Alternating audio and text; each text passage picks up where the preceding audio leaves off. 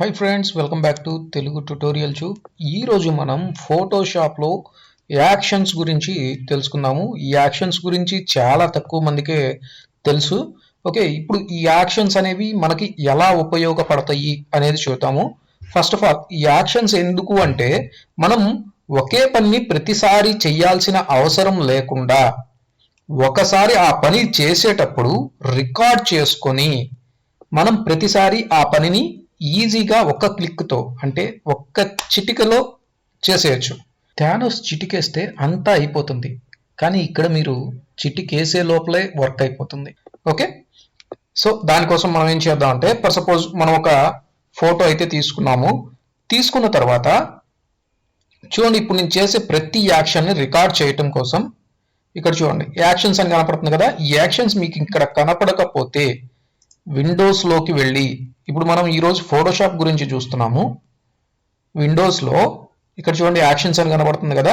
ఈ యాక్షన్స్ మీద క్లిక్ చేయండి, లేదా మీకు ఆల్ట్ F9 ప్రెస్ చేస్తే ఇక్కడ యాక్షన్స్ అనేవి వచ్చేస్తాయి. ఓకే, ఇక్కడ చూడండి క్రియేట్ న్యూ యాక్షన్ అని ఉంది. జస్ట్ మీకు ఏదైతే పేరు కావాలి అనుకుంటున్నారో ఆ పేరు ఇచ్చేసేయండి. జస్ట్ రికార్డ్ అనండి. ఓకే, ఇప్పుడు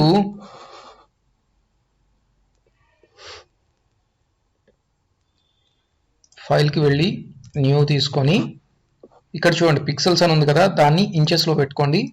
ఇక్కడ నాకు 6:4 క్రియేట్ కొత్తది వచ్చింది. ఇక్కడ వచ్చిన తర్వాత నేనేం చేస్తున్నాను, ఈ పక్కన ఉన్న ఇమేజ్ నేను ఆల్రెడీ ఫస్ట్ తీసుకున్నాను కదా, దాన్ని Ctrl+A అని చెప్పి Ctrl+C అని చూడండి. ఇక్కడ నేను చేసే ప్రతిదీ సెట్ సెలెక్షన్ కాపీ, Ctrl+C అంటే కాపీ కదా, కాపీ వచ్చింది. నెక్స్ట్ దీన్ని సెలెక్ట్ చేసుకొని Ctrl+V అని, ఓకే, దీన్ని జస్ట్ మూవ్ చేసి ఈ కార్నర్కి పెట్టాను. ఓకే, పెట్టిన తర్వాత ఇప్పుడు దీన్ని Ctrl+J అన్నాను, Ctrl+T అన్నాను, రైట్ యారో ప్రెస్ చేసి పక్కకు జరుపుతున్నాను. ఓకే, ఇక్కడ పెట్టాను. ఎంటర్ ఇచ్చి Ctrl+Shift+Alt+T. ఓకే, 4 ఇమేజెస్ అయితే వచ్చినాయి. ఇప్పుడు దీన్ని నేను Ctrl+E Ctrl+E ఇక్కడ చూడండి, ఇక్కడ మీకు కనపడుతుంది కదా, 4 ఒకే లేయర్లోకి వచ్చినాయి. Ctrl+E అంటే ప్రీవియస్ లేయర్తో మెర్జ్ అవుతుంది. ఓకే, ఇప్పుడు నేను మళ్ళీ Ctrl+J అన్నాను, మళ్ళీ Ctrl+T అన్నాను, డౌన్ యారో ప్రెస్ చేస్తున్నాను. ఓకే, ఇలా వచ్చింది. Just enter. ఓకేనా, ఇక్కడతో నా పని అయిపోయింది. ఇప్పుడు ఇక్కడ చూడండి, ఇది రికార్డు, ఇది స్టాప్.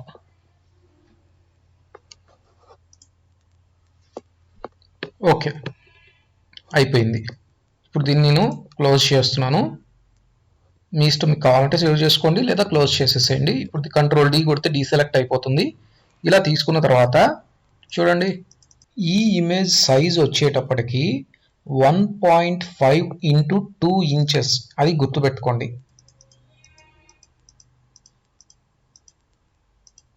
ఇదే కదా మనం క్రియేట్ చేసింది, యాక్షన్ 1 అనే కదా. జస్ట్ దాన్ని ప్లే అనండి,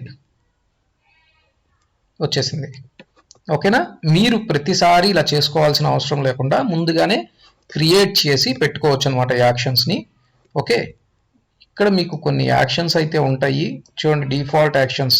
ఓకే ఫ్రెండ్స్, ఇక్కడ వుడ్ ఫ్రేమ్ అని కనపడుతుంది కదా, జస్ట్ ప్లే అనండి, జస్ట్ కంటిన్యూ కొట్టండి. దాని చుట్టూతో వుడ్ ఫ్రేమ్ని మీకు క్రియేట్ చేసి అయితే ఇస్తుంది. ఓకే, ఇలాంటి యాక్షన్స్ నెంబర్ ఆఫ్ ఉన్నాయి. లేదా మీరు కూడా కొత్తగా మీరు చేసింది క్రియేట్ చేసుకోవాలి అంటే యాక్షన్లో ఇక్కడ క్లిక్ చేసుకొని క్రియేట్ అయితే చేసేసుకోవచ్చు. చాలా ఈజీగా అయిపోతుంది. నెంబర్ ఆఫ్ టైమ్స్ మీరు వర్క్ చేసుకోవాల్సిన అవసరం లేకుండా ఒకసారి క్రియేట్ చేస్తే ఆటోమేటిక్గా అయిపోతుంది వర్క్ మొత్తం. ఓకే, ఓకే ఫ్రెండ్స్, మీకు కనుక ఈ వీడియో నచ్చినట్లయితే లైక్ చేయండి, షేర్ చేయండి, కామెంట్ చేయండి. అలాగే ఫోటోషాప్లో మనం వెబ్సైట్ క్రియేట్ చేయొచ్చా లేదా? చేయొచ్చు అన్నోళ్ళు ఎస్ అని కామెంట్ చేయండి, చేయలేము అనేవాళ్ళు నో అని కామెంట్ చేయండి.